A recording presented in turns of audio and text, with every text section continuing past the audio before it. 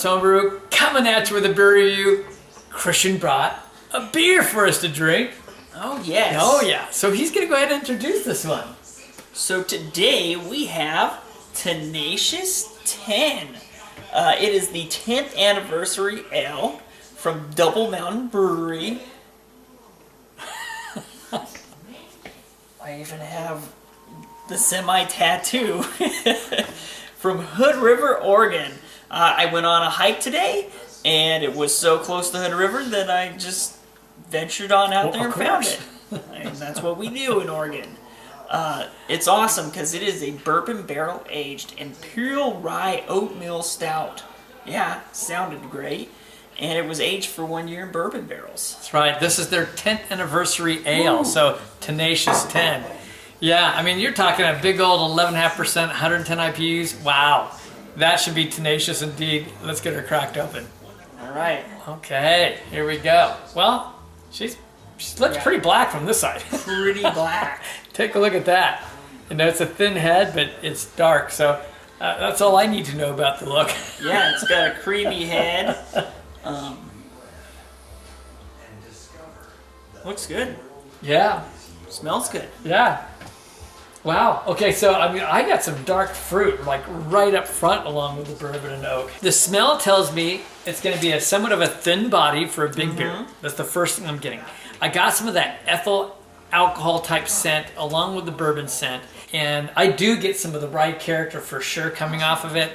I do get that it's like a creamy oak character. You do get that on the nose.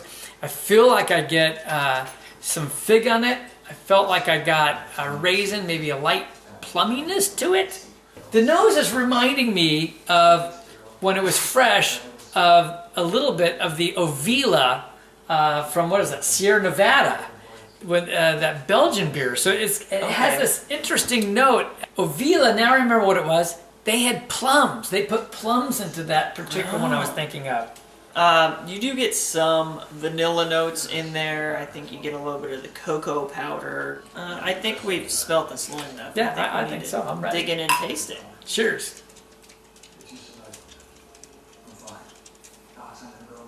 So in the background, if you're hearing TV, that's NCIS.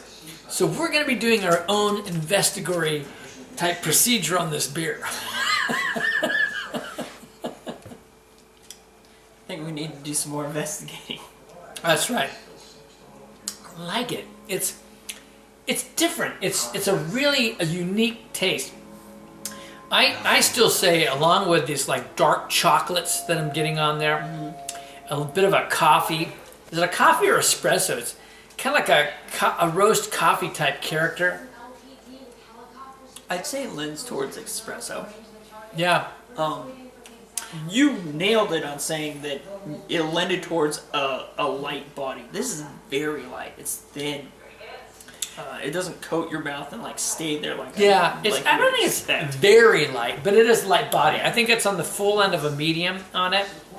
And but unlike in the nose where I was getting the bourbon, I get a lot more bourbon character in the taste. Rather than normally you think of like a chocolate cherry kind of character, this is a chocolate plum kind of character for me. Yeah, I would agree. Get that plum in there. You get a little bit of the toffee or the caramel in there. Yeah. Definitely get some of the cocoa powder. I say that because it's dry in a way. It is. It's semi-dry. It's not like milk chocolate or even like a dark chocolate with a little bit of sweetness. And I think that rye character is adding some of the spiciness to it. Big time. Definitely adding spiciness to it. And I do get a little bit of that like cola kind of a sweetness off of it also. RC cola. There you go. And but yeah, you are correct on that. I do get that little sense in there. All right, well we'll take a little time with this and we'll come back. Okay, we've taken a bit of time with this. And what do you think about this with Christian? Observations? Anything that's changed?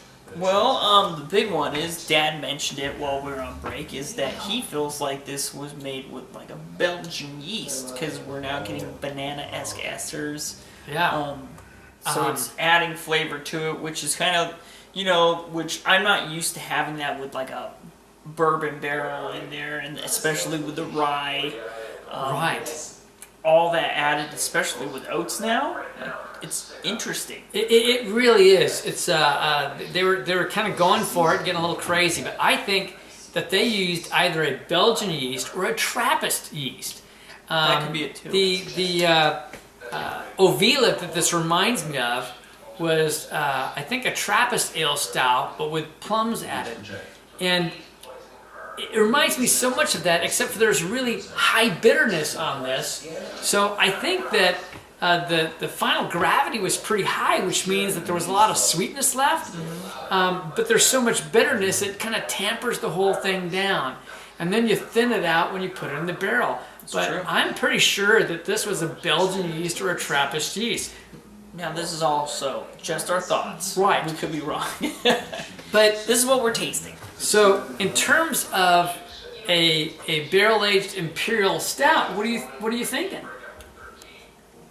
Because of how unique it is,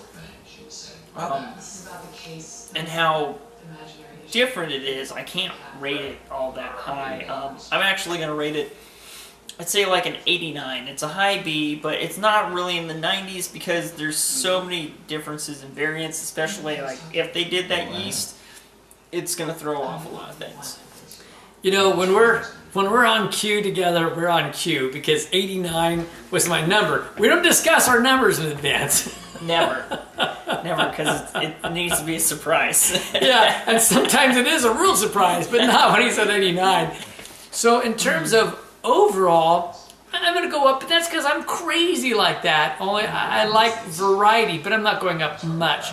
I'm going to go to a 90 overall because they've kind of just piqued my interest a little bit. And see, that's where we differ in this one. Is I'm actually going to go down to an 86.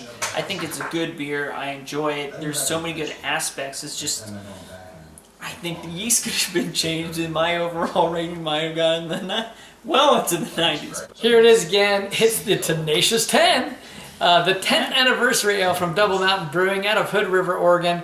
You know, don't let this dissuade you because we both love Double Mountain Brewery. Christian, show them on the backside. Gypsy Stumper. That's a great beer. They make great IPAs and all kinds of other beers, actually. They do. They make a lot of unique beers. I mean, like I said, I love their hop symbol for their company. I kind of based my own hop tattoo off of it.